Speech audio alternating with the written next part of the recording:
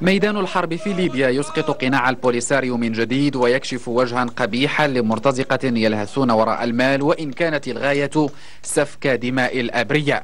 الموقع الإلكتروني جوتريبون.com ينقل عن مصدر بالمجلس الانتقالي الليبي قوله إن نحو 556 مرتزقا من البوليساريو استقدموا لدعم كتائب القذافي تم اعتقالهم من طرف الثوار.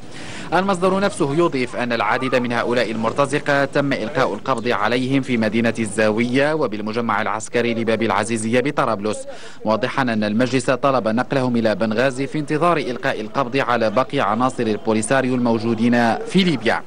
جوتريبون.com تؤكد أن قرار المجلس تم اتخاذه عقب الهجوم الذي وقع يوم 22 غشت من قبل الثوار على سفارة الجزائر بطرابلس. وأوضح المصدر ذاته أن المقاتلين المناوئين للقذافي قد يكونوا عثروا بمبنى السفارة الجزائرية على وثائق تثبت بشكل خاص تورط الجزائر وتكشف عن دعمها القوي للعقيد القذافي.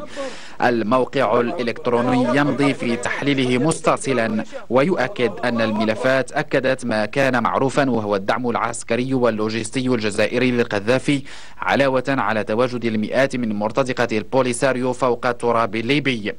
وأوضحت جوتريبون.com أن المجلس الوطني الانتقالي الليبي أعطى تعليمات لمواصلة البحث عن باقي المرتزقة وإلقاء القبض عليهم وتقديمهم للعدالة.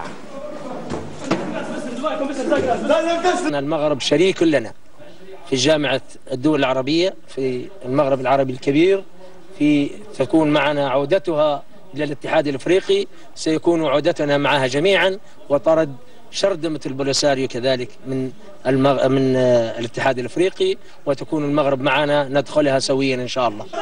وأشار الموقع الإلكتروني إلى أن تواجد مرتزقة البوليساريو إلى جانب قوات القذافي أدى منذ بداية التمرد إلى توتر قوي في علاقات المجلس الوطني الانتقالي والجزائر، حيث اتهم المجلس المسؤولين الجزائريين بدعم الدكتاتور الليبي من خلال إرسال مرتزقة صحراويين من البوليساريو.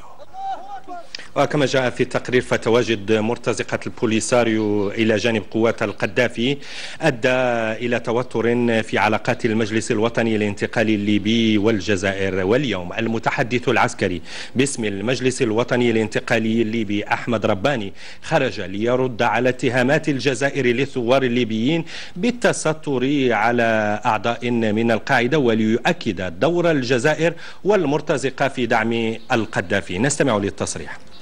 ابتدأت الجزائر معنا بحرب أو بمساندة، بالأحرى بمساندة الطاغية في حربه ضد الشعب الليبي بامداده بالمرتزقة، فتح حدودها معبر للمرتزقة والسلاح، شحنات السلاح، تهريب السلاح وما إلى ذلك. والآن هي تتهم ليبيا والشعب الليبي بإيواء تنظيمات مثل تنظيم القاعدة، وهذا يؤكد على أن الجزائر نعم تدبر شيئا ما في الخفاء لثورة ليبيا وثوارها.